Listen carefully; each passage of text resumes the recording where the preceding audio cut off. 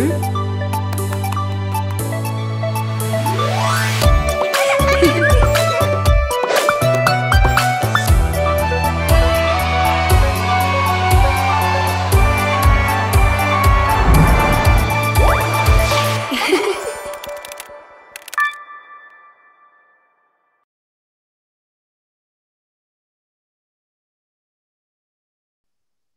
his work includes the T.N. Puducherry State Children Parliament receiving the UNICEF Award for the Best Child Organization for Ensuring Child Rights, and Kovalam village in Kanyakumari district is the first and only village to receive an ISO certificate. Also, the Prime Minister of National Children Parliament of India was invited to address the various UN meetings continuously from the years 2013 to 2017.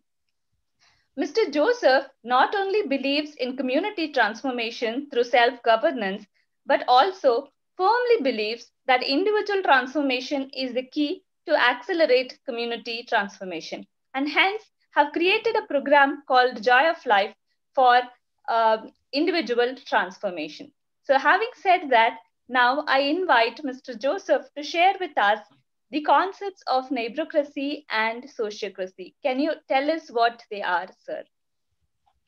Well, good evening to all of you. I'm so happy to be here. And neighborocracy is an alternative system of governance in place of democracy. We all of us know, we witness that democracy has utterly failed, at least in the larger countries with a very high population like India. India is considered to be the largest democracy, but we know the situation here in how the democracy is being practiced. And the best democracy it is considered to be, US is considered to be the best democracy. And we witnessed how the democracy functioned there, especially in the last election and the process of new government taking over. And Britain is considered to be the oldest democracy, systematic democracy. But still we know how Britain has been practicing their system of governance all throughout the world in their colonial ages. So what I want to say is, democracy has utterly failed. I want to remind the words of James Madison, who was the fourth president of US. Perhaps he was a Republican, so he had something to criticize about Democratic Party or something like that. But whatever it was, his purpose and intention, but the truth said by him was, democracy is a conspiracy. And he has stated that democracy is a conspiracy. And he explains this. Few rich people, in order to have power in their hands permanently, use the consent of the vast majority. That is what is democracy. And see how beautifully he has explained this. It was about 250 years back. Not now. He stated this 250 years back. Now the situation is so apparent. Whatever he said 250 years back is very, very, very true. We think we are electing our representatives and we are electing our government. If we go deep into the whole system, we only vote. We don't elect. We vote. There are a lot of push and pulls in between before a government is being formed. And even pressing the button, before pressing the button, we know how much the media influences. So we are not really free. Though we say that we are free, we can vote for anyone, but you are bombarded with a lot of things, lot of informations, wrong or right, which influences our voting. So that way, Even after voting, after the government has come to take charge of the governance, what happens? And people, democracy is considered to be, by the people, for the people, of the people, as explained by Abraham Lincoln. But in reality, it is for the people, of the people, and by the people. All the voters, invariably in every state, being bought by money. So, democracy in its real system, it's not very successful as it was designed. And we people do not have any right in democracy except voting once in 5 years or 4 years, whatever it is. What are the rights you have? Suppose if I feel that I'm living in a democratic country, I have the right to speak. And if the government doesn't like what you speak, you may be labeled as XYZ. There are so many laws. All will come on you. You will be arrested under so many laws. So many inquiry agency will come. Even if your intention is very pure to help the government so that they can help the people. No, you don't have any right to put out your thoughts. Even in the social media now, these days, what is happening, we know what it is. So, we thought we have to do something alternative to that, where every individual, even the smallest voice, or even the last person in the periphery of the society, the smallest person also will have an effective day-to-day participation in day-to-day governance. Anything, whichever is decided by the government, it directly affects the people. So the people should have the right to intervene or give their opinion on that decisions, whichever is made by the government. We say we send our representatives, but our representatives, my dear friends, never talk for us, never talk on our behalf.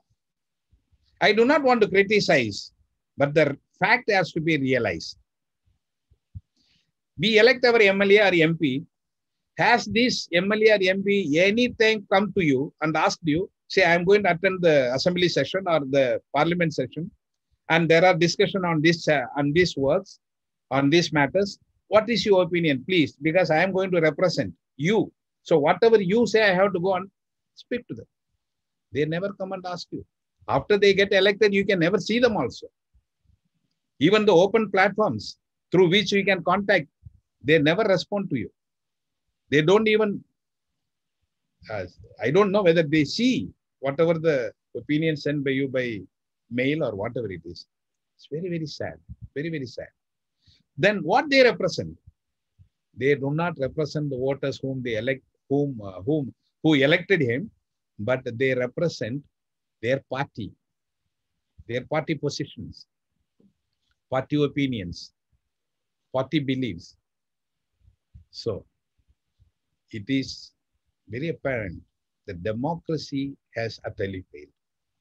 So few people thought there should be an alternative system where, as I explained earlier, even the last person should have an assertive say in day-to-day governance. So we said the seat of power, which is called the parliament, should not be in a place where people cannot have access to, but it should be in every street or in every neighborhood. So we designed a program called Neighborhood Parliaments. Neighborhood of 30 people, 30 families coming together in the immediate neighborhood, not randomly picked up here and there, geographical neighborhood. These families come together and form this group and build their relationships, together so that they can coordinate, understand each other, coordinate with each other, and take charge of the governance of the neighborhood. Once they decide to take charge of the governance of the neighborhood, Then they conduct their elections. Again, not in the democratical method, but we have created a different form of election process, which is called the socio-critical method. Because in democratical method, it always played by numbers. If there are two candidates, one gets 49 votes and one gets 59 votes. In democracy, the person who got 51 votes is declared elected. Then what about the 49 people's opinion? It doesn't matter at all. Because that person got two votes extra, he is declared elected. So this system of election process in democracy, that is also a conspiracy. So we have created a different method of election process called the socio-critical election process, which will have 100% consent for every minister. And all these 30 families, all of them will be ministers. There won't be any ordinary members. The reason is that everyone should be responsible for something or other. There are so many things for which people need to come together to discuss. There are various issues. For every issue, there will be a minister. For example, we will have a prime minister to lead the group. Then we will have a parliamentary affairs minister to take care of the meetings, minutes, records, and then calling for the meeting and all that. Then we will have a finance minister. The role of the finance minister is to ensure that there is no poverty in the neighborhood, that everyone in the neighborhood has a decent income. Then we will have a health minister. Then we have education minister. Then we have employment minister. Then we have gender equality minister. Then we have minister for child care. Then youth development and elders care. Then for a road and transport, electricity, public distribution system. For whatever the problem is existing in the neighborhood, for every problem, there will be a minister. For food and water, that and this, so many things will be there.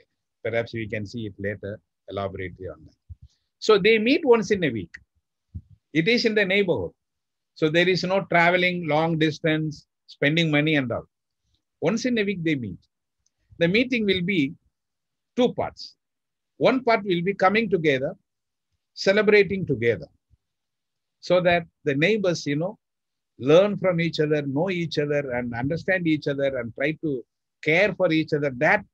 That qualities become inherent in them. So one part will be for a lighter moment of celebrations. They can celebrate anything. They can celebrate the members' birthday, members' wedding anniversary, or anything, a national day or a festival or an international day, whatever it is, they can celebrate. And the second part of the meeting is a serious meeting with proper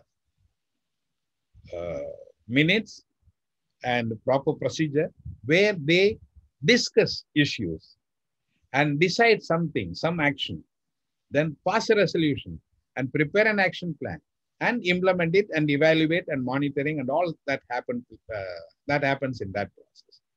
So that's how they function. Now, this doesn't remain as an individual group in the neighborhood alone. And this neighborhood parliament will be networked at a higher level. 30 neighborhood parliaments will be, networked at a higher level. Say we call it village parliament. So there will be village parliament and village ministry. And the neighborhood parliament will be in charge for the neighborhood. And the village parliament will be in charge for the village. So each neighborhood parliament will elect their representative to the village parliament. And the village parliament also will have all these ministries, but for the whole village level. Then 30 villages coming together, they will elect their representatives from each one. Then they will have a zonal parliament, something between block and village. That zonal parliament will be in charge for the whole zone. Similarly, they will elect their block parliament. The block parliament, they will elect their state parliament. District parliament. The district parliament will elect their state parliament, and the state parliament members send their representative to the national parliament. And it doesn't stop with the national parliament. It goes further to the global parliament. So starting from the neighborhood, reaching to the global level, taking charge of the governance at various different levels. And this system, we call it neighborocracy. And in every neighborhood, there will be 3 units, age-wise. One is for the children. For the children between 6 to 15, they will be formed in the same neighborhood. They will be formed as children parliament. Then youth from 16 to 25 will be formed as youth parliament in the same neighborhood. The number may be less, it doesn't matter. So in this way, everyone above the age of 6 is part of the system of the governance in neighborhoods. So I used to say, perhaps neighborocracy is the only system of governance in the world history where even a child of 6 years old is actively participating in day-to-day governance. Now, these 3 units will be double linked. We call it horizontal federation. So there will be a child parliament minister elected, a representative elected to represent in the adult parliament and one in the youth parliament. Similarly, from the youth parliament, there will be one person elected to represent the children parliament and one will be elected to represent the adult parliament. And the minister, the adult parliament, the child welfare minister in the adult parliament will represent adult parliament in the children parliament, and youth welfare minister will represent the adult parliament in the youth parliament. So that these all 3 units are interlinked. So there won't be any clash of interest on issues which comes, there will be, for example, I used to say that the children they decide to use the cell phone. The adult parliament of the parents may decide not to permit their children to use the cell phone. Now what happened? There is a clash of interest, clash of decision. I mean, decision which they may have made is contrary to each decision. So in this case, what happens is the representatives go, in the double linking process, the representatives who represent, they explain their position. For example, the adult parliament representative may explain to the children, see, using the children parliament, using the cell phone by the children may disturb them. They may not know how to use cell phone. They may misuse it for wrong purposes and things like that. So what happens is, and they may be right, the parents may be right in their decision, because now you know how the children, they don't know how to make use of the cell phones, and a lot of problems, and even their rights are not protected, and safety and security of the children is at a very high risk. They're true, they're correct. But children have a different opinion. They say, there are so many things to learn from the cell phones. There are so many usages. And I can just sit here and type and get the information through Google of any sort, whatever I want. And it is, for me, constructive. The only concern for you is that you want us to not to misuse the cell phone. Then we will decide not to misuse the cell phone. That's how they work together. So the concerns of the adults also taken care, and the concerns of the children also are taken care. So that's how they are double linked. And at every level, not only at the neighborhood level, even at the village level, and at the zonal level, block level, district level, state level, in every level, all these parliaments will be networked, interlinked. So there will be a children parliament at the district level, state level, and national level, and at the global level also. So that's how this functions, and we call it, we have named it as a neighborocracy. Yeah. Thank you.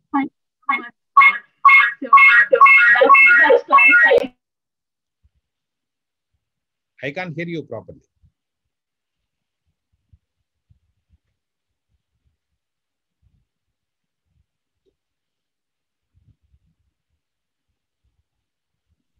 Thank you. So can you hear me now? Yes, I can hear you.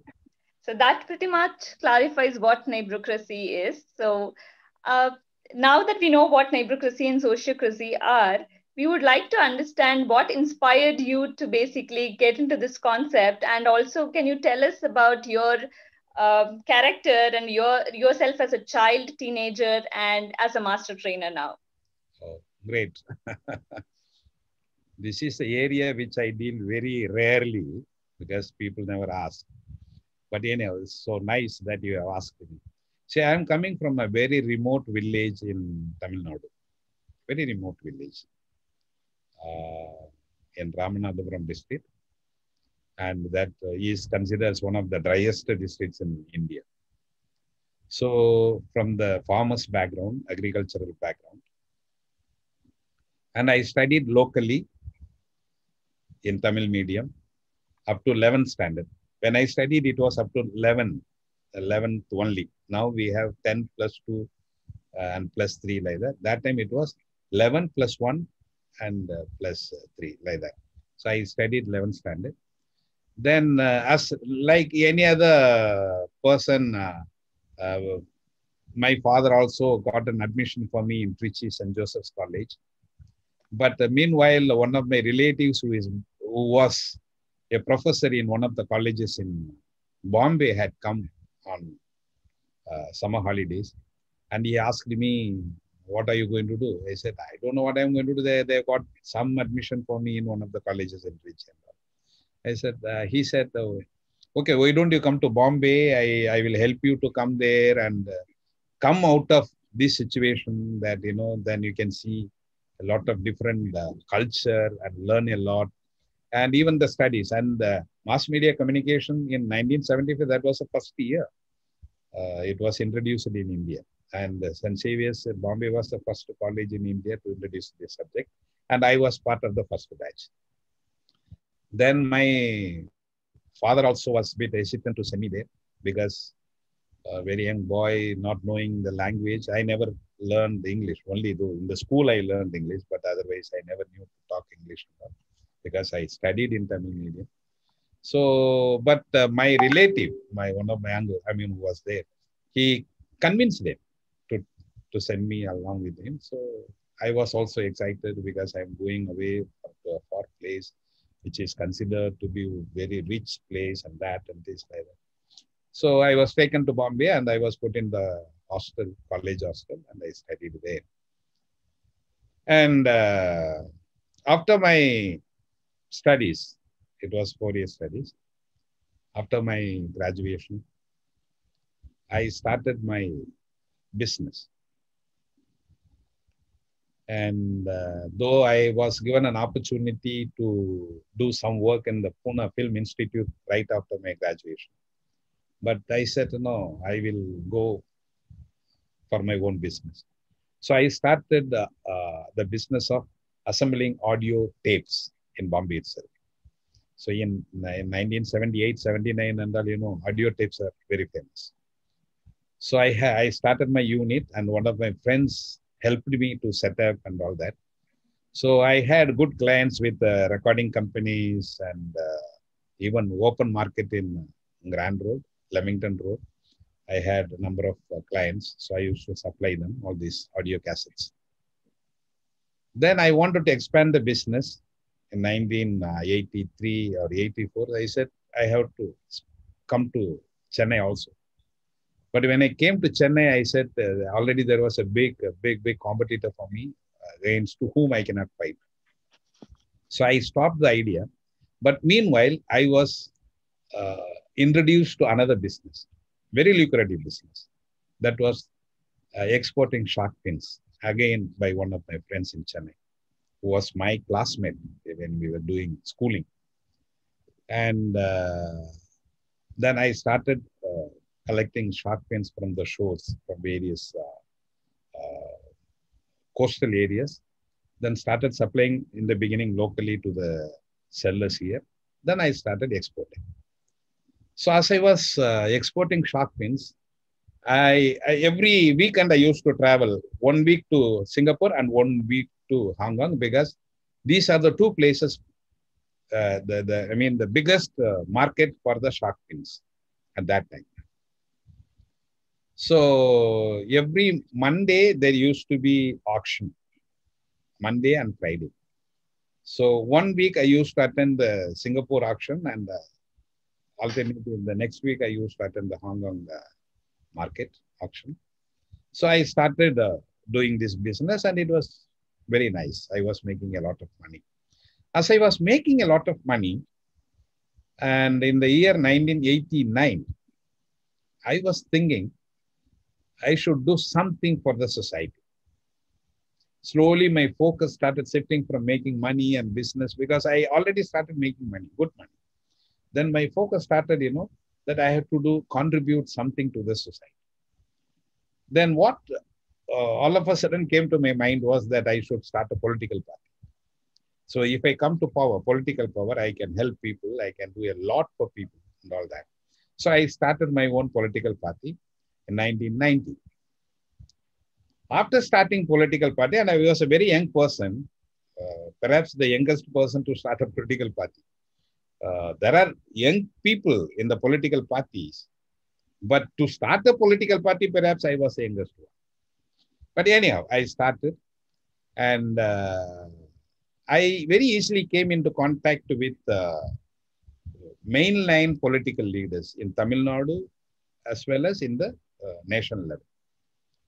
So many people used to call me for the speech, giving speech, public speech and all that on the political situation and the societal situations and all. Then I equipped myself, learning a lot of things and all that. But in the process, what happened was, something happened.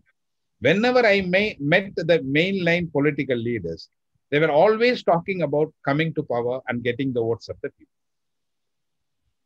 Not the other way about. But I was thinking that they have to talk about the welfare of the people. Think about doing something for the people if they come to power. It was not in their head at all. I don't want to blame them. That's how every party does. For them, the main focus is come to power. Get the votes of the people. That's all. Afterwards, after coming to power, they will do whatever they want. Okay. Now, that was the main focus. So I said, perhaps I am in the wrong place. I'm not in the right place. Here, getting the votes of the people and coming to power, making money, that seems to be the primary focus of every political party. That means I am not for it.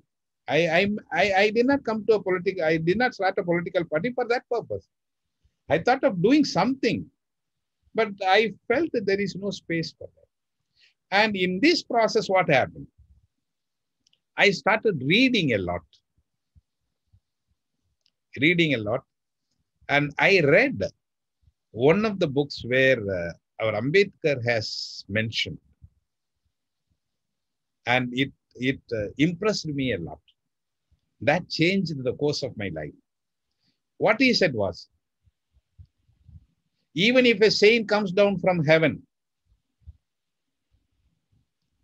and starts a political party, thinking that he can change the system, he cannot change the system will change.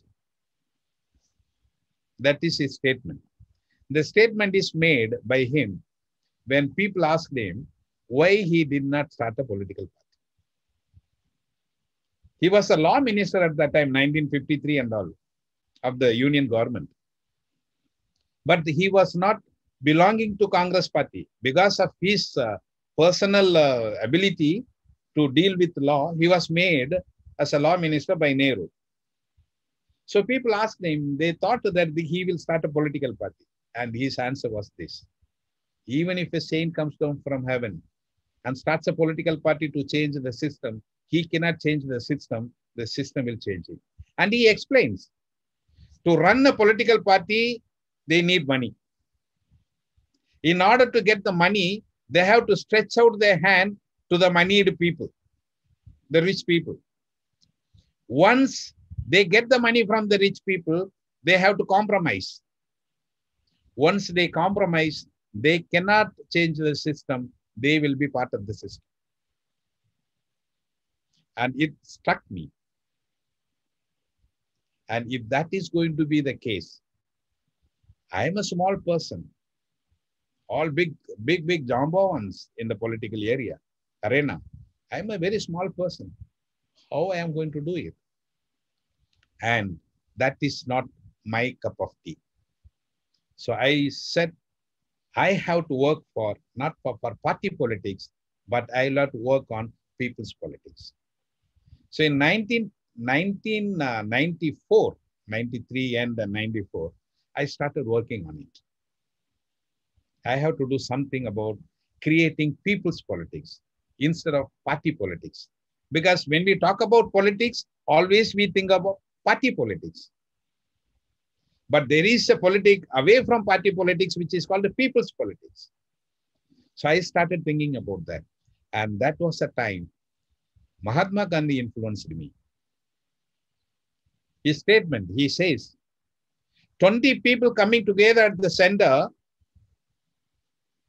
cannot decide the socio-political, economical fate of 40 crore people. The governance has to start from the villages. What he means by 20 people is the union cabinet. And at that time, when he made this statement, the population of India is 40 crores. He says 20 people in the name of people's representatives cannot decide the socio-political, economical fate of 40 crore people. The governance has to start from the villages. Then I said, yes, I'm in the right track, thinking that people's politics has to be there. Then how to do it? How to do it? I was thinking, running here and there, going here and there, and meeting lots of people, conducting, a type of consultations, getting ideas from people and all that. And in one of the searches, I had gone to Delhi. There was a big conference about the future politics organized by one of a very famous journalist at that time. I forgot his name, but he was a very famous person. And I was coming back after the conference, and my assistant, I mean, the person who was the general secretary of the party, I was the president of the party, and there was a general secretary of the party. And we both of us were traveling, and we were discussing about people's politics, how to create this people's politics. Then there was an elderly man sitting opposite us in the train. And it was, 30, 40 hours journey. He was just listening to what we have been discussing. After a certain time, he said, young man, you are discussing something very interesting. Why don't you meet one person? There is already one person who is thinking in the same line. I will give you his number, phone number. You can contact him and meet him. Perhaps he will give you some ideas about it. And we were very happy, and he gave us the number. And after I reached Chennai, the first thing I did was to call him. I called that person. That person was a Catholic priest. A Catholic priest from Kanyakumari district. And already he was talking about neighborhood communities.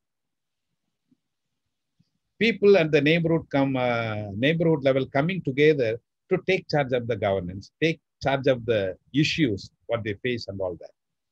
Because in 70s, he had already started basic Christian communities, which was a success.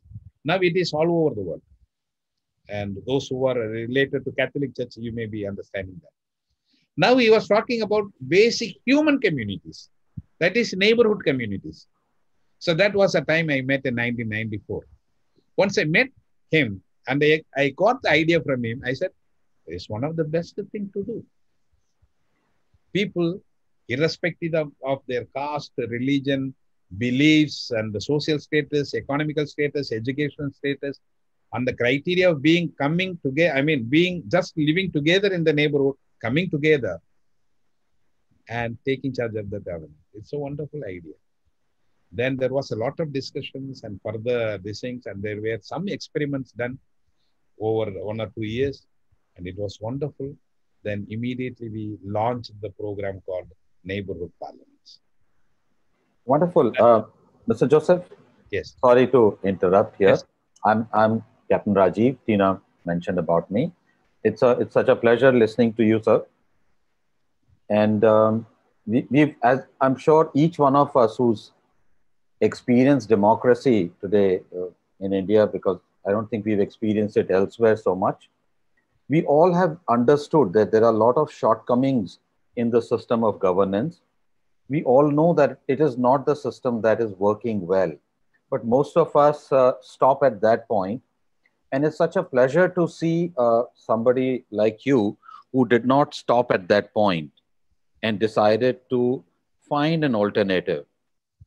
So it's a wonderful thought, sir. And this concept of neighborocracy is very clear to me now based on what you've shared. So how did you convert it into a movement? You see today, so you did all that you had to do, then you realized the shortcomings and you decided to do something about it. You started a political party, you did business, everything. But this idea, how did it become a movement? From your resume, it seems very, very impressive. And I'm sure you've done lots of work, met hundreds and thousands of people, and covered thousands of miles. So, how did it become a movement, sir? That's what we would like to know. Yes. Captain Rajiv, Jay. to be very frank, Yeah. I have miserably failed in converting that into a movement. Oh, I will explain to you the process.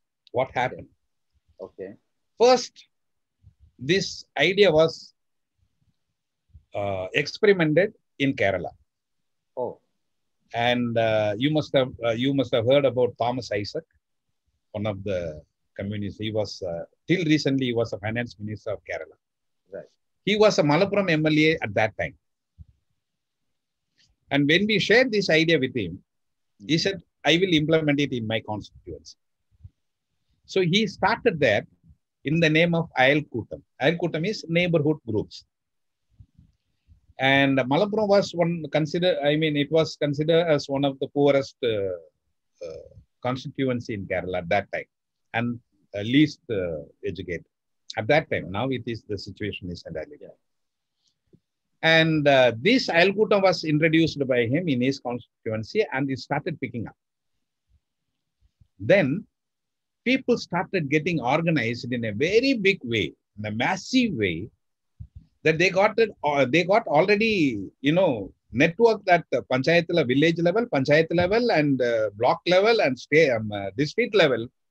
Then both the political parties saw the dangers of people getting federated at these levels. Now, coming to the state level, if they get federated at the state level, people will claim that we are the government. Very true. Definitely. So both the parties, both the Communist Party and the Congress Party, saw the dangers.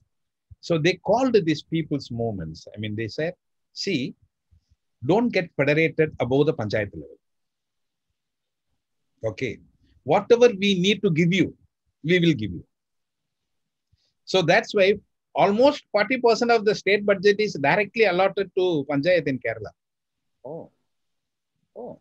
With the condition that they don't get federated above the panchayat level. And finally, successfully, they also did another thing. They made it in the government program. Oh. So that to ensure that the people do not get federated at the higher levels. Right. So, though now it has gone through a lot of changes. The name changes and process changes. Now it is called the Kudumbashree programs and all that. That's all a different story altogether. So our first experiment, though we to certain extent we made it a success, but the government took over and made it a government program. Now people cannot do much without the sanction of the government. So in the meanwhile, So in the meanwhile, what we did in late 90s, we started spreading it to other places. And when we started spreading to other places through NGOs, we said if it goes through NGOs, it will be a successful program and there won't be government intervention. And so we started doing it through NGOs, but NGOs found it difficult. Even NGOs, those who were working very strongly in the communities, they found it difficult to organize this neighborhood parliaments the way we proposed. But they found it easier for the children to organize the children. We said, yeah, it is simultaneously it has to be done because these are the children going to be the adults in another 10 years, 15 years time. So that in 10 years, 15 years time, neighborhood parliament will be possible. So we start with children parliament. That's how it started. Wonderful. And another failure we faced with the NGOs was NGOs function based on the funds. As long as the fund comes, they work. Right. And if the fund stops, they stop the work. Right. Abruptly. Right. And I used to be very critical about it, telling them very raw language. And some of them get offended. I tell them, see, I don't want to offend you and I don't come here to offend you. But the truth has to be spoken. Everyone has to realize the truth. Then only we can move further. So if the funding agency says, okay, we will give you money this year for मुर्गी पकड़ने के लिए तो पैसा मिलेगा, देंगे तो हम सब मुर्गी पकड़ने के लिए जाएंगे. Right. After 2 years, they say the funding agency says, see, we have stopped funding for this. चूहा पकड़ने के लिए तो पैसा देंगे, तो हम सब अपना कार्यक्रम खत्म करके चूहा पकड़ने के लिए चला जाएंगे. So that is how the NGOs function. Right. So we've been from the beginning insisting to make community part of the program. Let this program be community owned so that we can make it a movement, people's movement. So again, in that area, though we spread, we had more than about 200,000 children parliament all over the country in various states. But still, we could not make it a movement because they stopped abruptly. So we were trying to make it a combined effort with the government, NGOs, and all that stakeholders and community and all that, but still it was not working out. So for your question, Captain, I would very honestly say that now for the past 2-3 years, we've been very seriously working on making it the people's movement.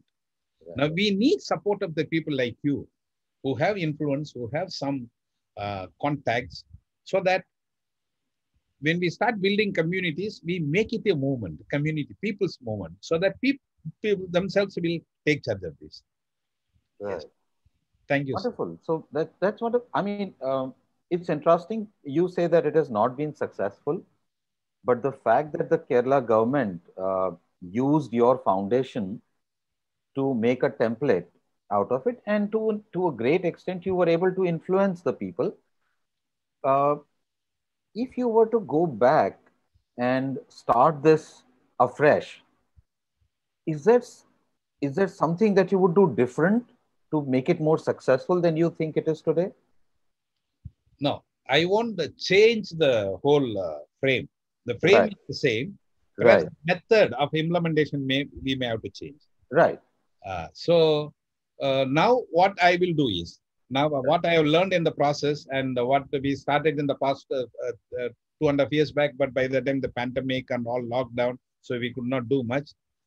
We are insisting building communities based on this system and making community to take charge of this. No NGOs charge of it, no other third party charge of it. Only the community will be part of it. We will be there to guide them so that it becomes a movement. So it has to spread like that. So we are working on it. So the whole structure will be the same. Right. Only the approach will be different. Right. Yeah, we have given a focus to make it a movement mode now. Wonderful. But the journey has been an interesting journey with a mixed bag of results. Some good, some great, some not so good. Yeah. What now? From here on, how are you seeing this movement growing? You just mentioned that you're trying to sort of remove the NGOs and the governments and just bring it straight to the community. How do you see, where do you see this going in the next 5 years or 10 years? What about taking it outside India? Are you able to sort of also go international with this concept, and how has been the acceptance there? Yeah. So now at the state level in Tamil Nadu, we have formed a group.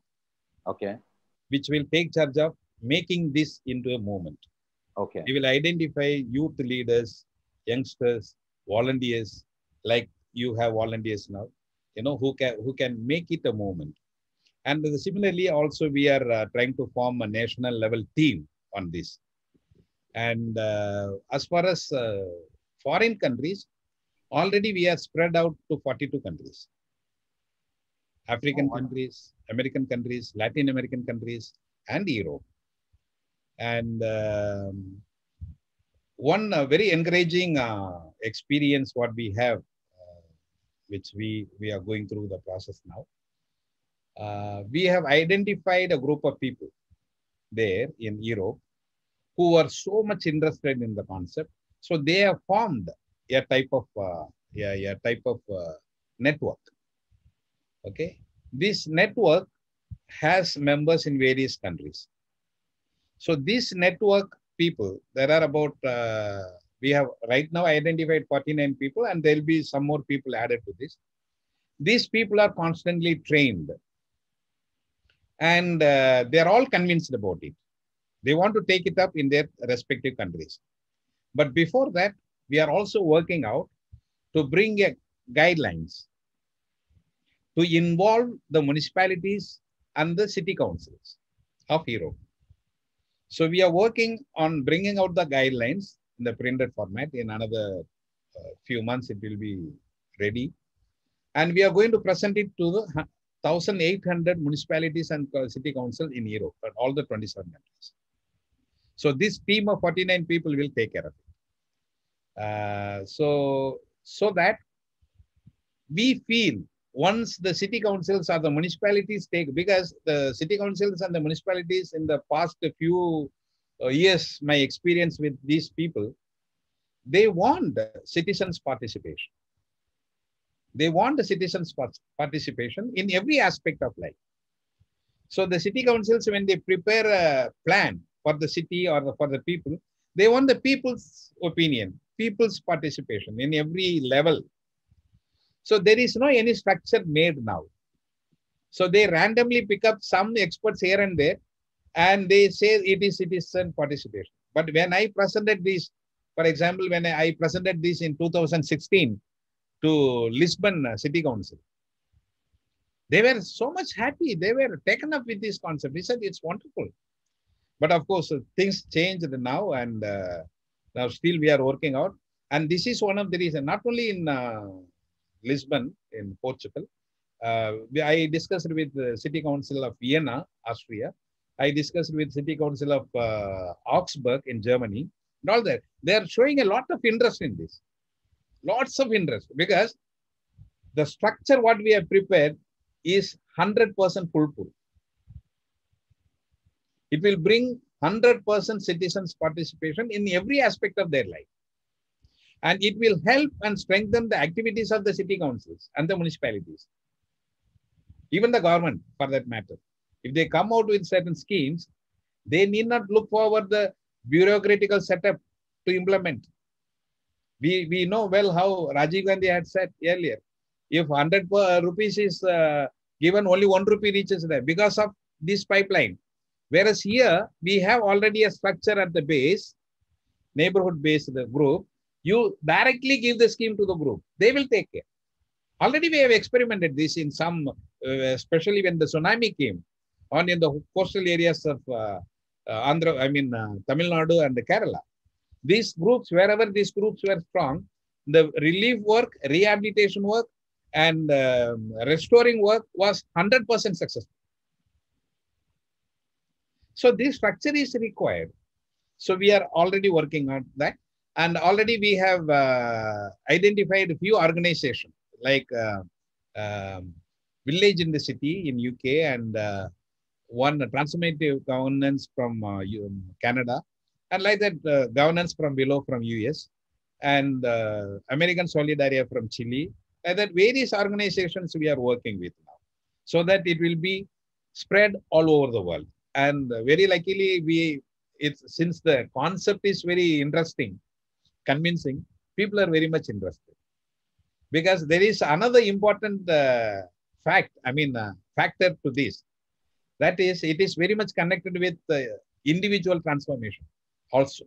So not only the societal community transformation, but also the individual transformation, which is very much needed today. Right. So they are connecting all this together, and they are very much interested, and things are going on. Yes. Wonderful. Wonderful. Actually, today I am supposed to travel to Europe. Oh. Yeah. Today and tomorrow I have to be there. And they had organized for my 14 days quarantine in one of the hotels. And till December, they had organized sessions in various countries. Wow. But due to this, India is considered a high-risk country. Yes. So no borders are open for Indians. Yes. I'm pretty sure that if this concept had taken shape in India, handling COVID also would have become a lot easier, you know. Yes. So vaccination also sort of getting the message across of taking care, what is to be done, what is not to be done. I think that would have been wonderful. So thank you so much. It's really, really heartening to tell you, and I'm happy also to share. Wherever these neighborhood parliaments or children parliament or the youth parliaments are strong, they handled this pandemic very, very beautifully. For example, in Tamil Nadu, wherever these units are very strong, they started creating awareness about COVID to the neighborhood and the preventive steps which has to be taken. And in Tamil Nadu, we distribute this Kavasura Kudineer, one of the concoction prepared by with the Siddha herbal roots and these products. And that awareness was given. In many places, it was prepared in common and distributed to the whole community. And now, so preventive steps were taken. Then now about creating awareness about vaccination, and even yesterday I heard news from one of the parliaments that all our neighbors are vaccinated. It's because of the neighborhood parliament. So the health minister takes care that everyone is vaccinated. So this makes the work of the government very easy. Not only for this, any program of the government, they need not worry at all. Right. If it is environment related, there is environment minister. So the government has to give some guidelines to the environment minister. They take care. And if it is about elders care, pension, they take care. Gender equality, women's care, they take care. There is a minister. Children's education, health, youth welfare, anything, employment, self-employment, skill development. For everything, there is a minister in the neighborhood. For everything which is connected to day-to-day life issues, there is a minister in the neighborhood. Right. So it's wonderful. Interesting. So I was actually going to ask some question very much related to this, because a lot of youth are also listening to you, and it will be helpful if you can share one or two resolutions passed from the Children's Parliament which you think touched you the most, because that will give them the power of neighborhood parliaments. Yes. So if you can share one or two examples related to the resolutions. You are putting me into a trouble to share only one or two, because there are thousands and thousands. Yeah, that's why I said what touched you the most. Yeah, I will pick one or two.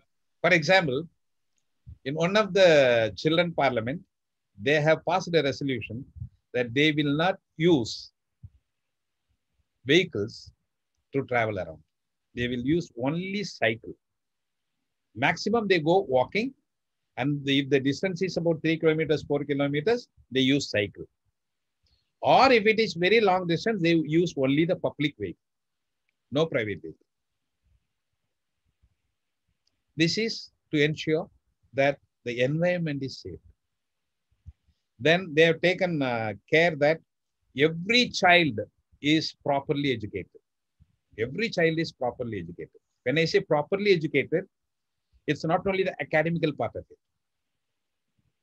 And in the academical part of it, even now we know how the system of education is in our country. There is a lot of differences with various stream and schemes and all that. And I remember in one parliament, wonderful practice. And actually, I'm sharing this all over the world wherever I go. You know what they do? They have evening classes. The Children Parliament Education Minister has organized the evening classes for the children. They don't go for outside tuition, only here. The second standard children teach the first standard children. The third standard children teach the second standard children. The fourth standard children teach the third standard children. It goes up to 10th standard level. And for the 10th and 11th and 12th, they hire unemployed youth in their neighborhood, especially the youth education minister. They approach him, and some of the unemployed educated youths are there.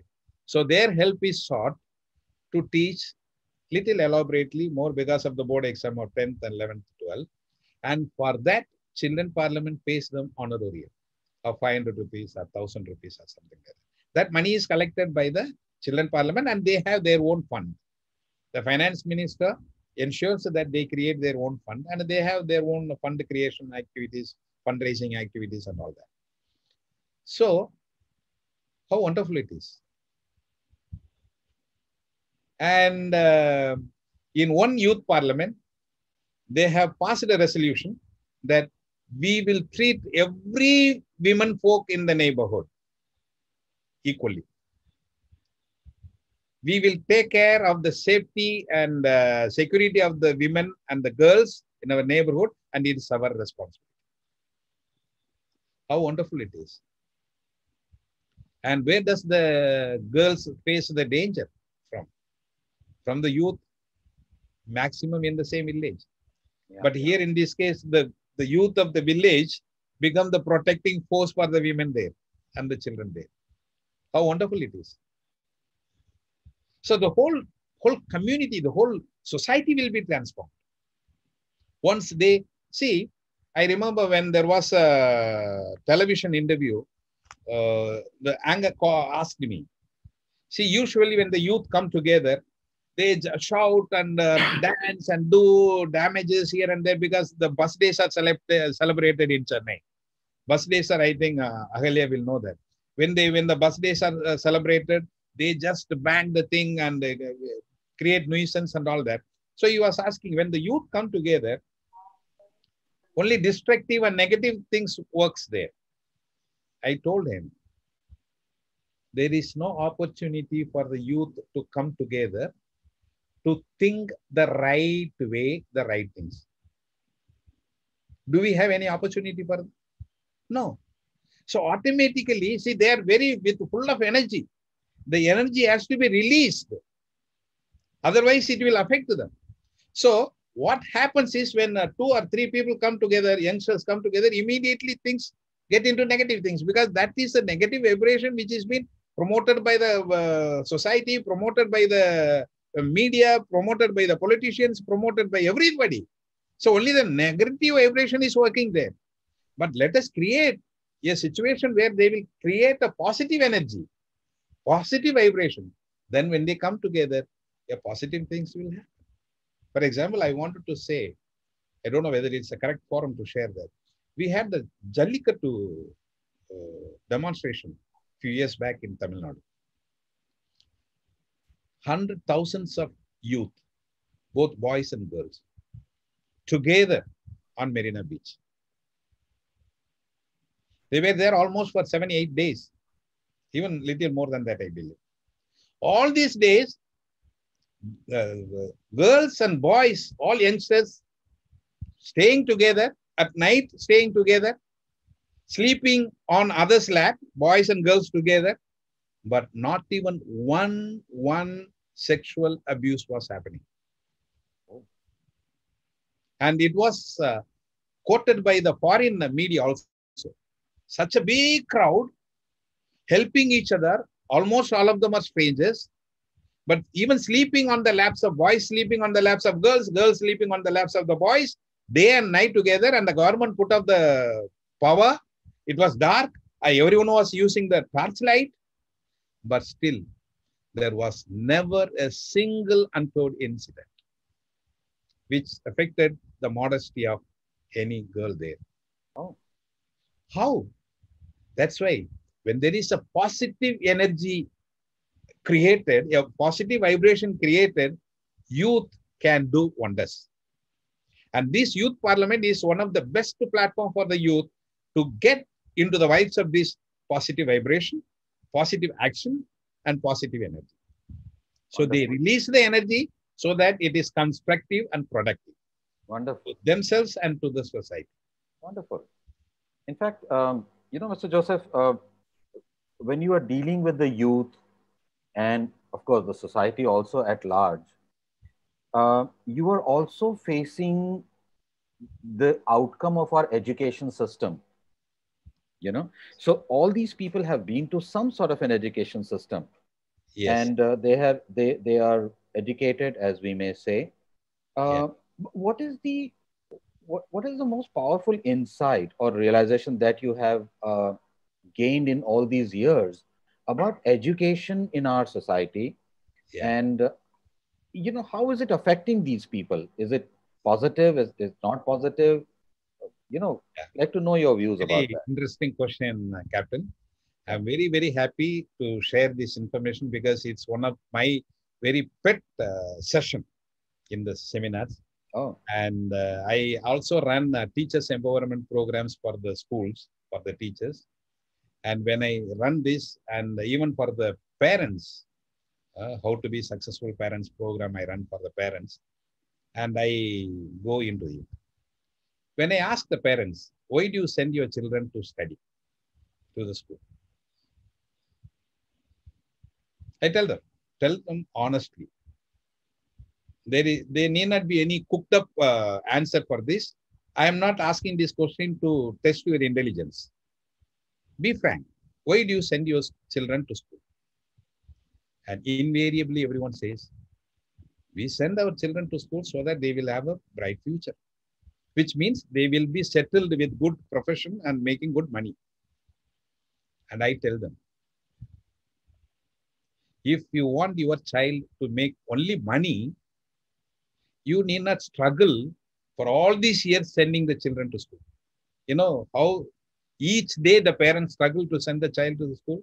Morning 6 o'clock, pulling the children from the bed and making them, dad, these, whole, oh my God. You need not take that trouble. There are easy ways to make money. Sachin Tendulkar, how much he studied? He has made thousands of crores. How much Amitabh Bachchan studied? All the achievers in various fields, even in the science field and inventions, how much they studied? Albert Einstein had made a statement when he was studying 6th grade. This system chokes me. This system of schooling chokes me. I want to be free from this. And Thomas Alva Edison, who has given one of the most number of inventions to the world, how much he studied? He went to school only one day. Only one day he went to school. And literature Nobel laureate from India, Rabindranath Tagore, how much he studied? Not even that one day he went to school. So the education, what we are talking about, is only making children a machine. Money-making machines, nothing more than that. In fact, I will go further to say that the more a person is educated in this present academical system, the more he is educated, the more corrupt he becomes.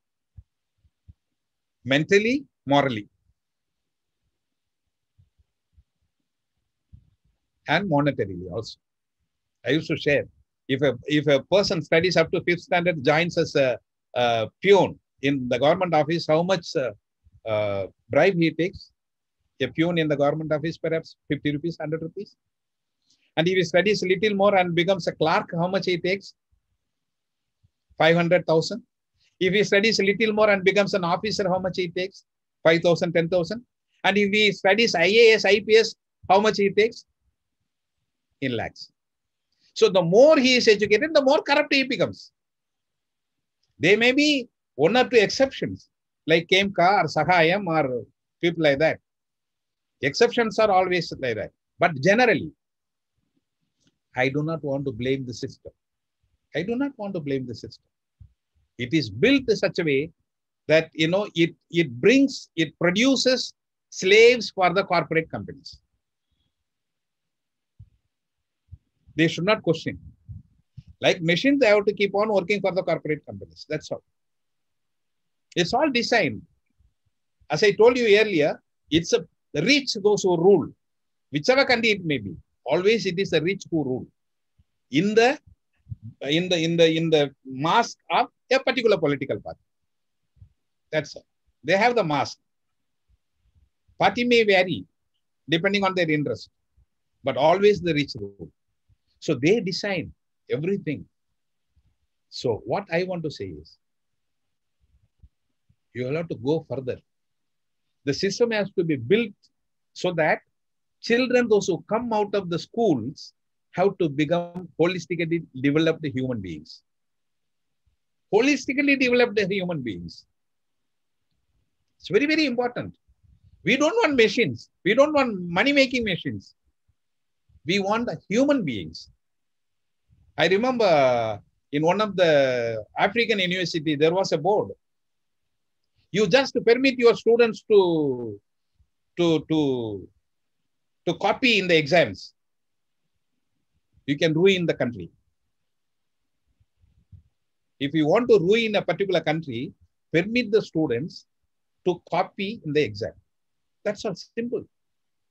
You will have lawyers who have no sense for values, honesty and reality and truth. And you will have engineers, you will have doctors, and you will have all blah, blah, blah, blah from this system. And that's what is happening today. Whereas what has to be given more focus is values, which makes people, academic qualification has to be there. I am not against education. It has to be there. But to make that education more useful, the students have to be taught other things which are not taught now. It's not the only IQ which is needed. If the IQ is only the matter, schools are not needed. One cell phone with the net connection is enough. Everything under the sun and above the sun is available there. Then why the schools? Even the syllabus in the schools and colleges, whatever is taught, is available in the cell phone. That is enough. If only IQ is the matter. No. There are other quotients. AQ is required, like attitudinal quotient, acceptance quotient, accountability quotient, approachability quotient, adaptability quotient. BQ is required, behavioral quotient, break-free quotient, very important quotient. Everyone is building barriers around them. Everyone has built their own boundaries around them in the name of caste, in the name of religion, in the name of that, in the name of this. Break that. Yeah. That quotient is required. It has to be taught from the young childhood. Even in the name of gender, a barrier is built. A boundary is built. It has to be broken. Then CQ, communication quotient, compassion quotient, civic quotient, character quotient, community quotient, credibility quotient. For all the alphabet, we have quotients which are not taught there. The same system, all these quotients can be taught. Then we have DQ, discipline quotient, dependability quotient, emotional quotient, ecological quotient, empathy quotient, etiquette quotient, fraternity quotient, forgiveness quotient, fairness quotient. Like that, there are quotients, so many quotients, which the children have to learn. Interesting. Thank you so much. And if these quotients are taught properly as an exercises, the children, the students develop all this and make it inherent in them so that they become holistically developed human beings. The whole world will be a different place. And in Children's Parliament and Youth Parliament, we give focus to all this. We have a special training sessions for the children. Oh. That's an interesting insight from connecting corruption to the education. So I have a follow-up question on that. So with regard to neighborocracy and the values of neighborocracy, how do you think the education system, the current education system, can be incorporating these values into the current system? Because you have been talking about involving NGOs and neighborhoods, right, in your models. But what is your thought on incorporating these values into the current education system? Yes. I want to give you one example. Now, there is a maths. All of us have heard about it. There was a man who had 200 rupees and went to the market, fruit market, and bought 20 mangoes and came back and sold it for 300 rupees. And it is a simple maths, okay? Now, through this maths, the children learn buying and selling. And the final question is, what is his profit? He bought it for 200 rupees, sold it for 300 rupees. What is his profit? So the children learn the maths of calculation. Beyond that, they also learn buying, selling, and making a profit. Now, this maths can be put like this. For example, there was a man who had 200 rupees, went to the fruit market, bought 20 mangoes, and sold it for 300 rupees. Out of the 300 rupees, 10 rupees he spent for the growing trees in his neighborhood for environmental purposes. Another 30 rupees he contributed to the local orphanage to feed the poor. And then what is his profit? Do we have maths like that? Suppose if you would have created a maths like this. I'm talking only for maths, but there are other subjects where all these can be incorporated properly. For that, you need trained teachers who can think socially. Even the teacher training institutes, colleges have to incorporate this so that the teachers themselves learn all these things. Okay, like that, there are so many ways this can be taught. And the children in Japanese schools, I heard, they are taught in a very beautiful way, doing their own exercises, practically things like cooking, gardening, that and this, and some ethical things put into that. Respecting the elders, respecting that, respecting this, so many things. And I remember there is one organization in Bangalore, which is called VSET. I don't know if some of you have learned. They have prepared a lot of programs from the classes from 7th to 12th. But who does it? Who does it? When I was introduced to them for the first time about, I think it was in 2012, I was so much taken up that there are already people thinking in those lines. Now we have formed a group here in Chennai with some, those who are connected with the education system, so that these values can be incorporated in their regular subject. So that not only they learn the academical part of it and practice these values also. So it's all depending on us and the ministers, the government, and the bureaucrats, and the secretary for the education, and down the line, the education officers, the teachers, all have to come together for that. There's when we talk about social change, and when you use tools and movements like Children's Parliament and other things, there is a very important thing is to involve the youth, without which the change is not possible. And some of these youth want to take up social work as a profession. They want to be the change agents. They feel very strongly about being social workers. So you have had such a long exposure to various aspects of the society. You've met so many people, so much of work. What do you think? Is it first of all a good idea for the younger people to take up social work as a profession, and that whether it is viable, is it rewarding? It's really a very interesting question. Thank you, sir. I highly appreciate the NGOs. I very highly appreciate the NGOs, their dedication, their commitment in the work. And all. Right. But when the result is calculated, they're very honest Even for 2 rupees money, which they spend for the ticket, they paste it. Accounting is pakka. And the photos of the programs, everything is pakka. So the donor agency is very happy. Money is properly accounted and programs have been conducted. But what is the result in the field? What is the result in the field? There are NGOs working to eradicate poverty for so many years, 50 years, 60 years. Have they eradicated poverty? There are NGOs also working for gender equality. Have they brought the gender equality? There are NGOs working for bringing holistic education. Are there no any dropouts? Where is the mistake? There is some gap somewhere. The reason is NGO is a third entity from outside. When the outside entity comes to the community, community thinks, oh, these people get money from so many for this work. So the community need not listen to unless they have some interest, monetary interest. If they distribute money, they will go all fight and get money. If they distribute some bags or clothes or food product, the community people fight and go and get it. More than that, the transformative process as such, it's very questionable. And at the same time,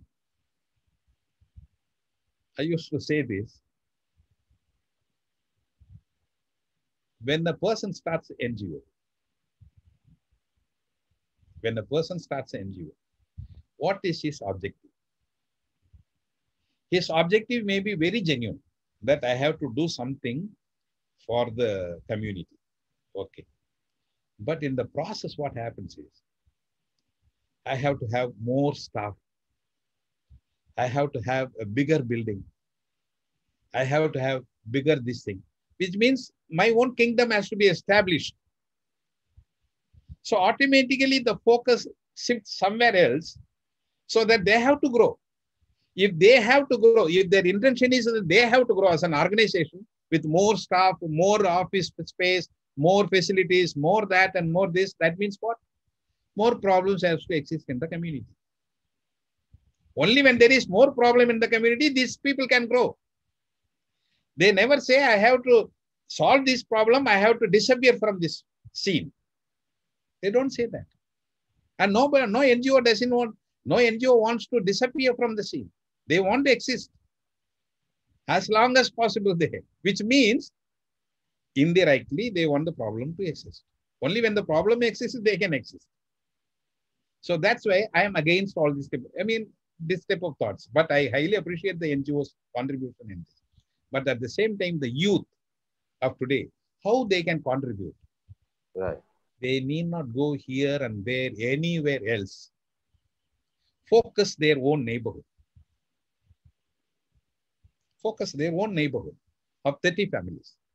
Or if they are in the village, their village of say about 200 families or something. Let them focus. Let them form themselves in the group. Focus in that village. Take one thing. Funding is not required because they are not going to spend the whole day working for the community. They can go to college, they can go to work, whatever it is, but spend 1 hour a day for the neighborhood. That's what I want to say. 1 hour a day for the community. Start with the neighborhood. And this will bring a very big change. And it is permanent. It is sustainable because you are there, you are living there. And you can see the result. And you know how to do it. So I want the youth to involve in the social work of not in the larger society, but in their own neighborhood. And not devoting the whole life for it, but just 1 hour a day. And we know our youth, how much time they spend otherwise. Waste their time. Sitting there, here and talking that thing, these things and all that. Out of that, 1 hour a day, each youth in the community spend, a very big change can be brought because forming these groups, neighborhood level, children for children and youth, that is enough. That because these structures of children parliament or neighborhood parliament or youth parliament is the hardware, the structure.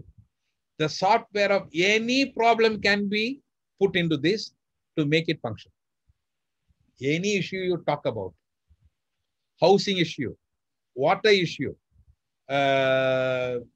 agriculture issue, fishing issue, or a traditional artisan issue, art and culture, games, sports, or skill training, whatever the issue, this hardware can be utilized. So the youth can focus on this in a big way, spending 1 hour a day for the community. And this 1 hour is not permanent.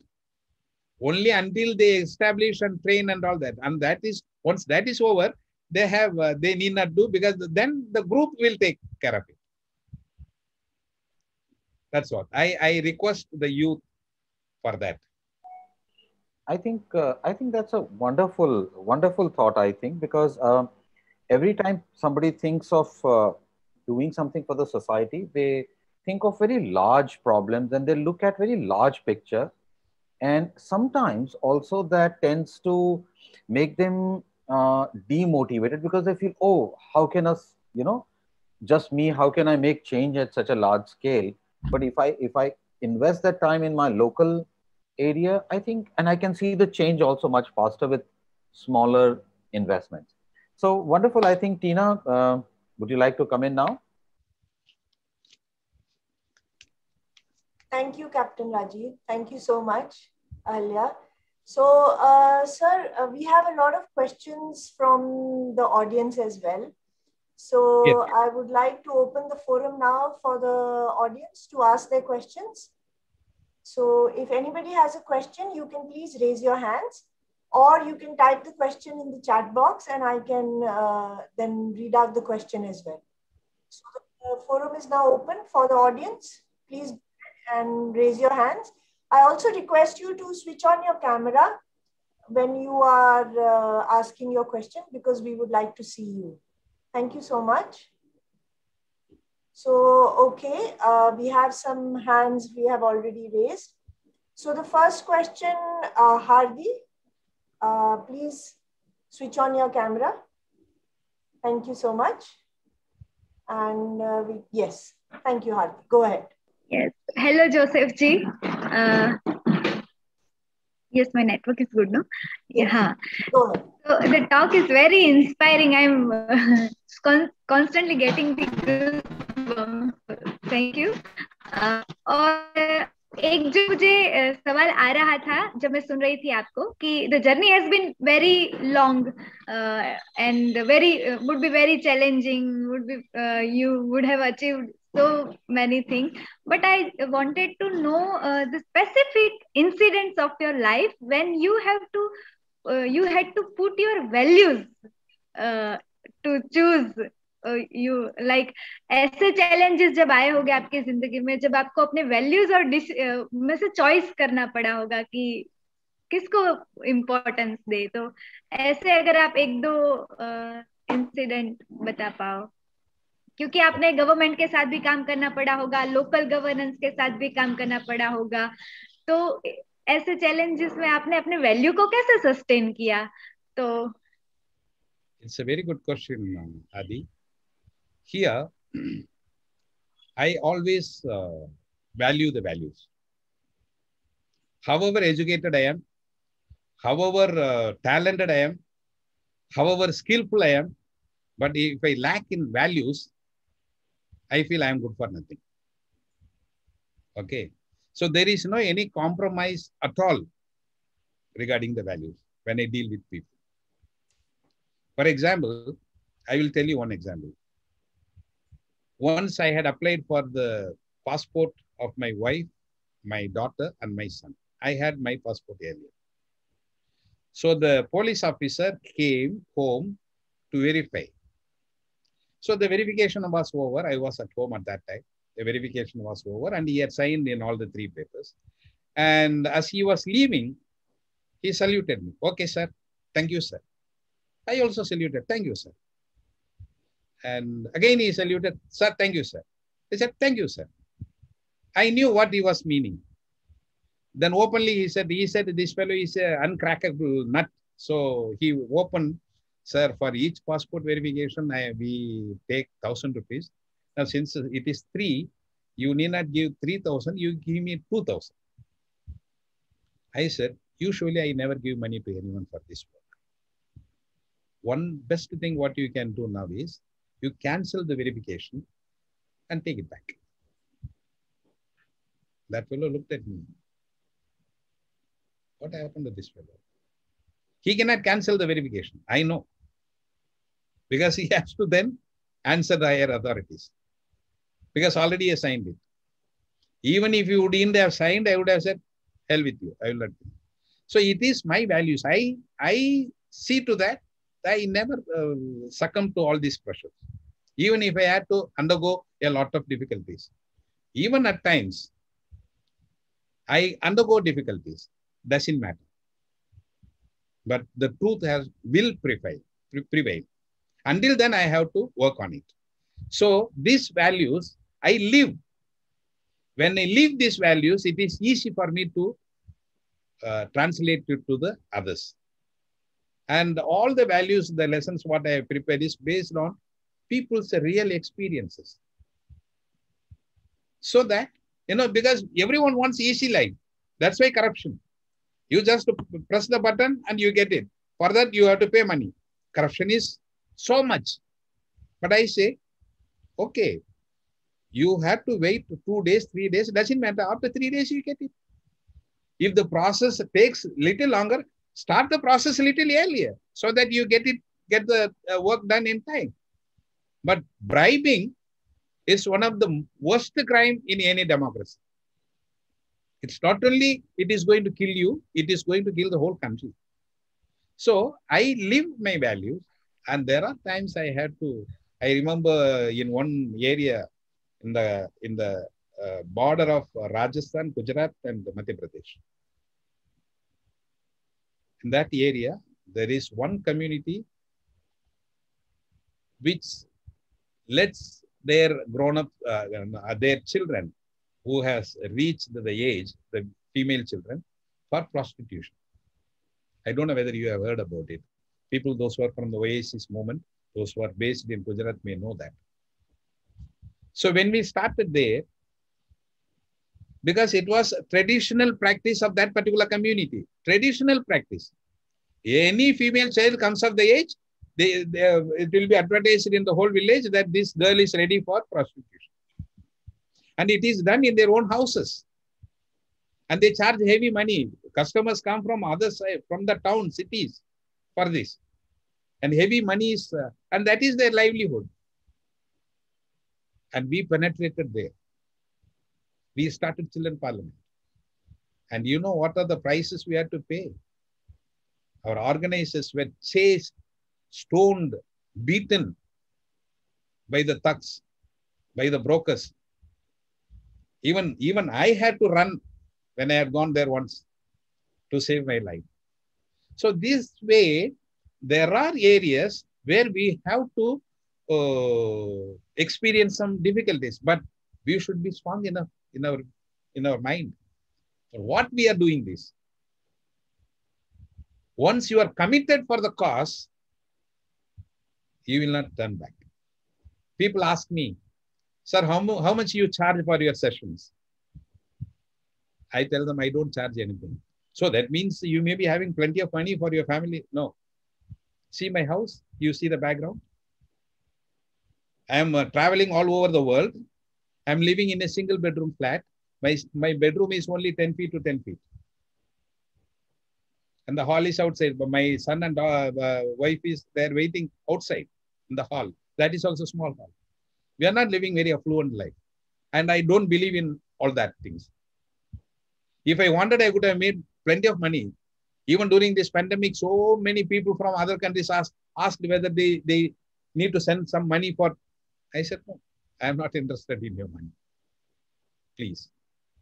So, once you start practicing the values, and it becomes inherent in you, it comes out. And people learn not from your words, from your way of life. For example, when I talk to children about wasting food, you know what I do? You won't believe. During the lunch time, when the lunch is served for the children, I take my plate Go around. I'll see some children, having some green leaves are all, kept separate to be thrown out. Some vegetables or that which they don't like. I collect that from their plate to my plate. They'll say, sir, what are you doing? No, you are going to throw it. No, I'm going to eat it. Because for me, it is luxurious. And I cannot afford to waste this. Because if you are going to waste this, a child somewhere else is going to die of hunger because of this. So I cannot permit. So at the same time, I can't force you also because you don't like it. So I eat it. So once I do that, those children never waste food in their life. And many children now, they are grown up into youth and adults. They tell me, sir, I learned a lot from you. Some with words, some with your life practices. It has changed me. No, a lot of values about love, brotherhood, sharing, and forgiveness, tolerance, breaking free out of barriers, all that, equality, everything. I practice and I show them. They say, oh, practicing it so easy. Then they start practicing. So that is very, very important. And that's how it has to be taken. In the schools, every teacher has to practice this value so that the children learn from them, the students learn from them. That's why when I have the teachers empowerment program, I give focus on to this. Yeah. And of course, teachers enjoy that. And it's not only in the schools for them, for the children, but even for their own children in their homes. It's useful. Yes. Thank you, Hadi. Thank you. मुझे लगता है मुझे उसका भी answer मिल गया कि हमारे parliament में वैल्यूज कैसे सस्टेन होते होंगे. Yes. And I am not very good in Hindi, for your kind information, but certain words, comes automatically. So, okay. Thank you so much, Hardi, for your question. Thank you, sir. What a beautiful answer. And it is really, actions speak louder than words, and the values you live is the values what you can impart to the children and the youth of the future. So I have one more question here from Mr. Srinivas Kumar. He is from Sky Transformations. So please go ahead, sir, and ask your question. We've unmuted you. Yes.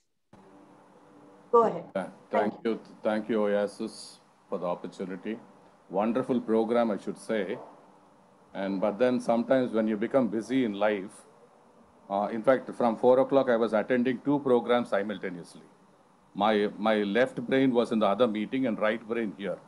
Because I left it there. Why? Because I knew the content of that meeting. So I had to concentrate on through the right brain. So it was like pulling myself apart.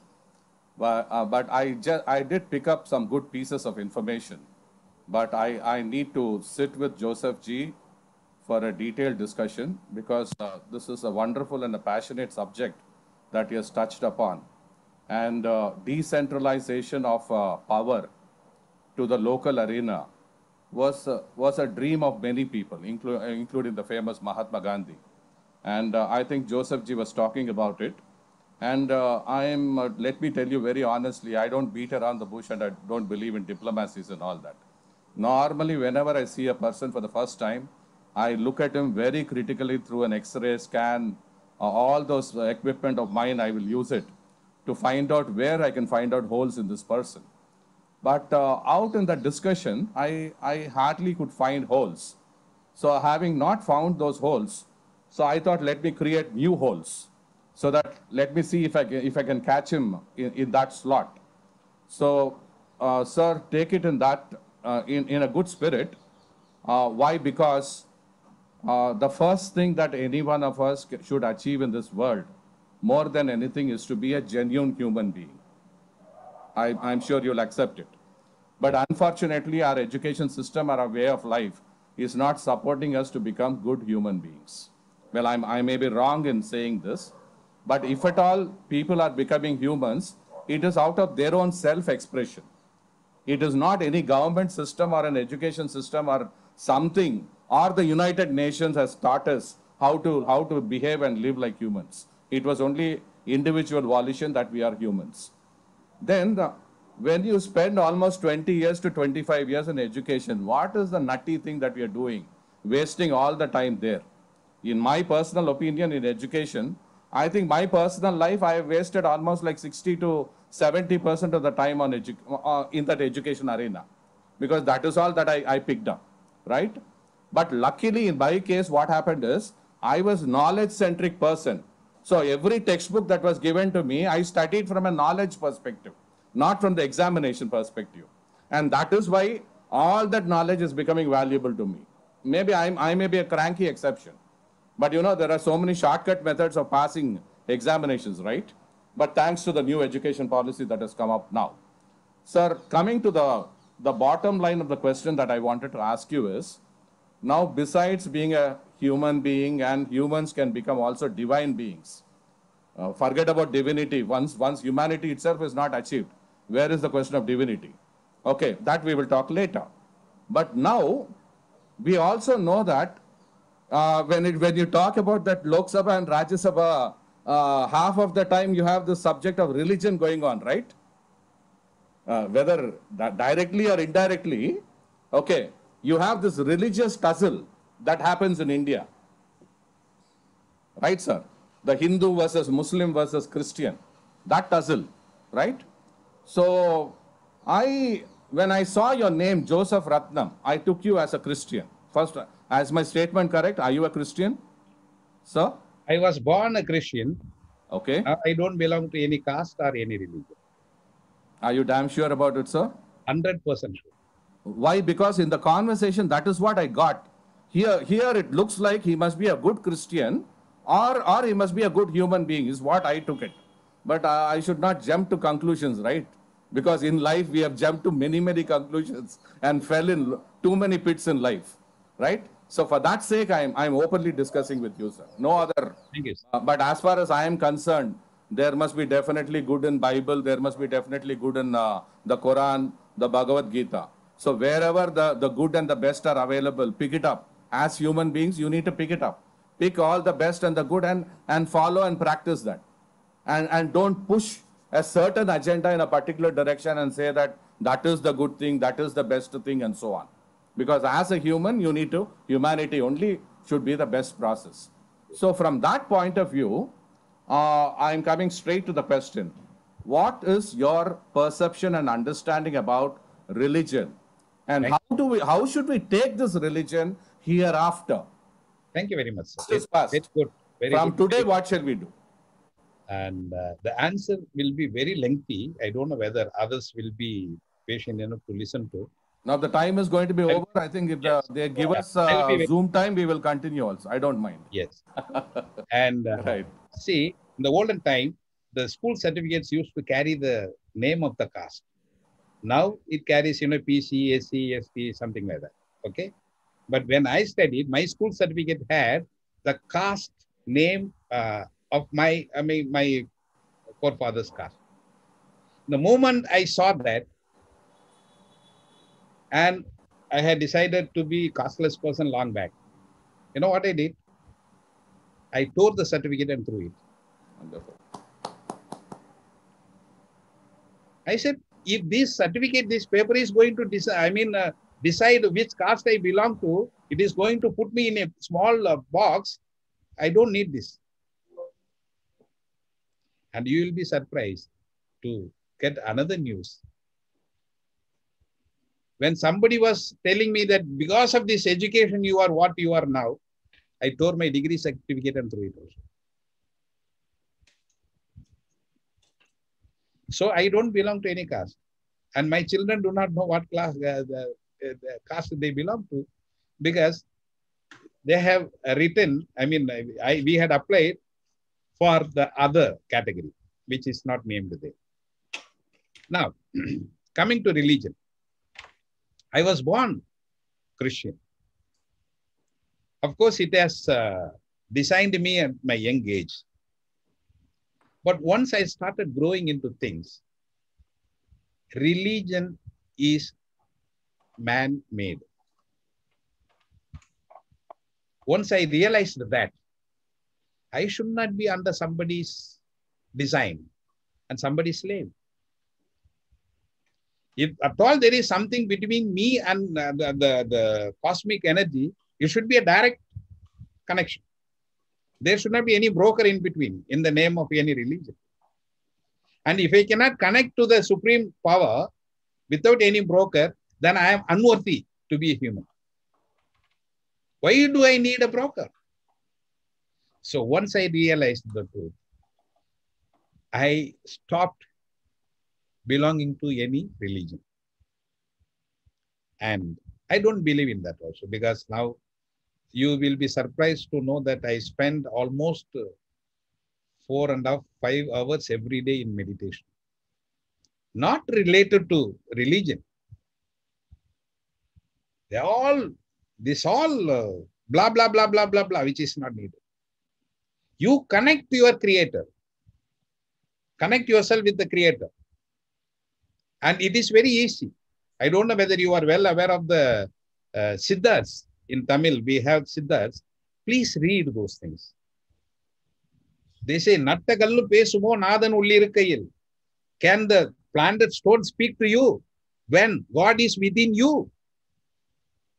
That's a beautiful thought, Joseph, sir. Thank you so much. And maybe you can have an offline discussion as well going forward. But since we have many other questions and we'd like to take some more questions, thank you so much for your answer. We have one, Mr. Pratik. Pratik, sir, please go ahead and ask your question. We've unmuted you. Thank you so much. Yes, so nice to meet you, Mr. Joseph. You explained very nicely about bureaucracy and democracy. We got many clarity about bureaucracy, how we can implement. You said a very nice example, a very nice story from your life. So first of all, I was grateful to you. My question is that. No, I can't hear you. Hello. Pratik, we couldn't hear you. Audible? Hello. Yes, now you're audible. Now I can hear you. So yeah, Mr. Joseph, in this big journey of your life journey, you might have faced some very much difficulties. Sometimes you're tired also. Sometimes you may be depressed also, because every time we can't get support from everybody, and every situation is favorable in our right. So at that time, how can you handle yourself, or how could you take out from that situation and you stick to your mission or stick to your vision of this beautiful journey? Yes, it's a very good question. Yeah. Okay. Continue. When I started this journey about 26 years back, 27 years back to be exact, yeah, I knew that I'm going to be in very difficult situations at some point of time. Yeah. And the difficulty is so much that my wife and children have gone without food for 3 days, 4 days. At one point of time, my wife asked me, what the hell with you? What happened to you? You have become crank. You are making such a lot of money. Now everything is gone. Everything is lost. What are you doing? What are you doing? You cannot feed us. And I foreseen all these difficulties when I started the journey. Okay. And I prepared myself mentally and emotionally. And after that cry of my wife, my family has never gone hungry afterwards. Because it is not cry to me, it is cry to God, the Supreme. Because I have committed myself for the societal welfare. Then somebody has to take care of my family. And you won't believe, I never charge for my sessions, but people give me money, gift me more than what I would have charged. That is the beauty of the cosmic energy. So, that is the beauty of the Supreme. I never have any account. I never have any any this thing, that things, bills and vouchers, nothing. People give me, I just accept. I really inspired and very appreciate your story and your commitment towards the contribution to society, Mr. Joseph. So now just I just ask you one question or this, not just one sentence, that what is a one-liner sentence or one-liner advice or one-line conclusion from your life to youth to contribute in the society? For the youth to say, live a joyful life, devote some little time for your neighbors. So thank you so much, Mr. Joseph. Thank you. Beautiful answer and very important. Thank you so much. Thank you, Prateek, for a very beautiful question, and thank you, sir. We have a bunch of youngsters who are part of a fellowship program, and they're all together. They've raised their hand. They've also put it in the chat box. So we'll unmute you and ask your question directly. Yes. Hello. Yes. Am I audible? Yes. So we are living here. We are fellows, and we are doing a 2 years process where we are learning to become independent. And yes, we also believe the same for the education system, and that's why we are doing something different here. So my question is, from the childhood, I was very interested in being IAS officer, and I was very curious about being IAS and making changes in country as I want, and I will make many changes in society. But gradually, when I get to know that in system there are so much corruption and many other things, and you will not able to make it out. So then gradually I stopped thinking about that dream, and then this question arises that what is more fast, being in system and making the changes more effective, or being out of the system of government and all is more effective in a way? So what is your view in that?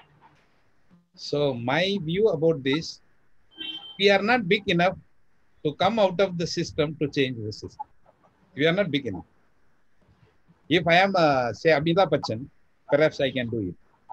If I say, all the youth come behind me, and we will do something this, the youth will listen to me. I am not an icon like that. So nobody is going to listen to me except people like you and those who are interested in this. So what this thing is, the change starts with you. The change starts with you. You can really bring a massive change in the whole system, starting from your own self and spreading it in your own neighborhood. Don't think in a big way. As I told you earlier, society is very large. The problems in the society is very large. And there are a lot of things, elements connected, and the factors are related.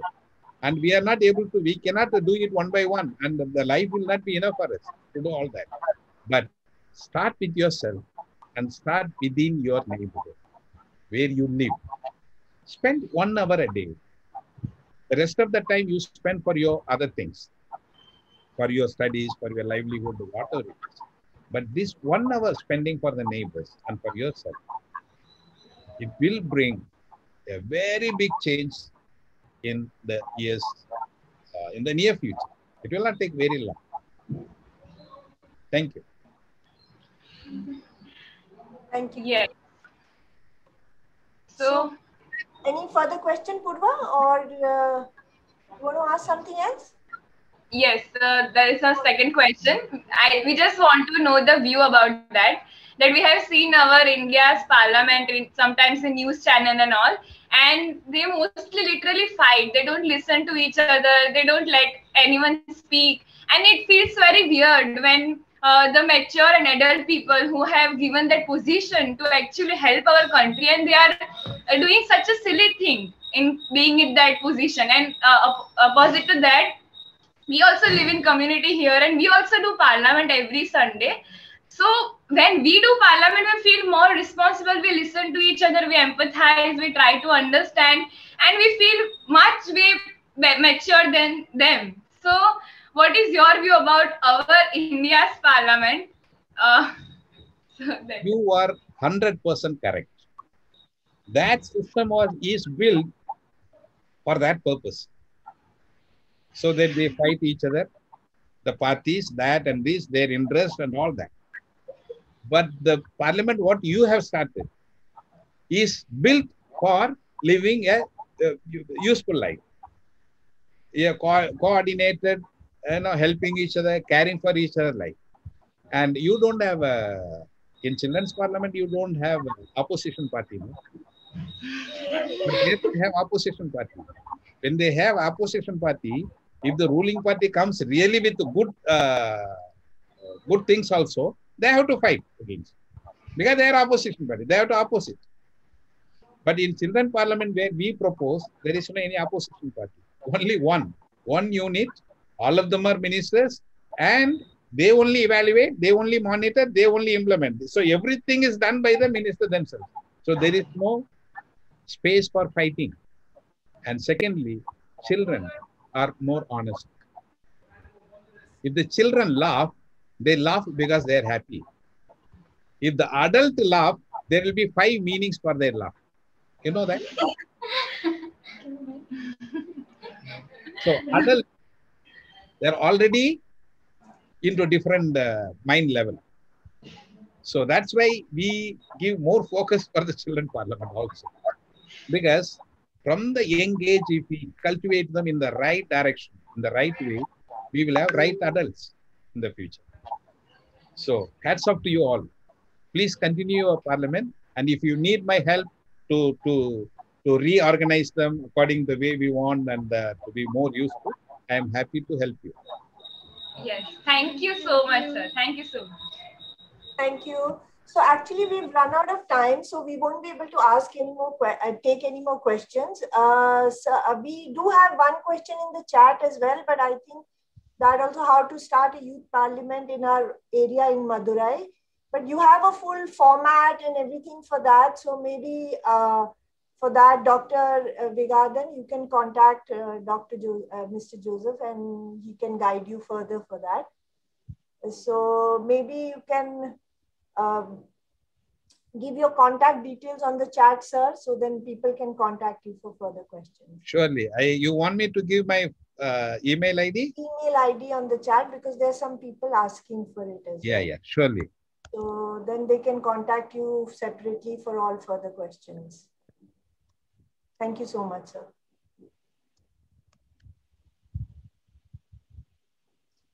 So I hand over to Alya. So thanks so much for being part of our session and giving so much information about the new concepts of neighborocracy and sociocracy, sir. So this is going to be very useful for all the youth that are looking at this, and also get an idea that parliaments are not always bad. So at least if they take away that from this session, I think that's pretty much what we wanted all of us to be prepared for.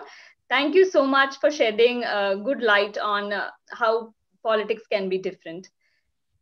So thank you so much. Thanks all of you for attending this session as well. Yes, I want to thank each one of you for being here. And please don't think that I have just talked for 1 hour or 2 hours and it is over. No, it's only the beginning. It's the beginning of our relationship. It is beginning of our actions. So I am always with you. And you have my email ID. You can disturb me at any point of time. And I love to be disturbed by people with questions and asking for help and coordinations. I will be always at your service. Let us together work to bring a change among people and in the planet. Thank you. God bless you.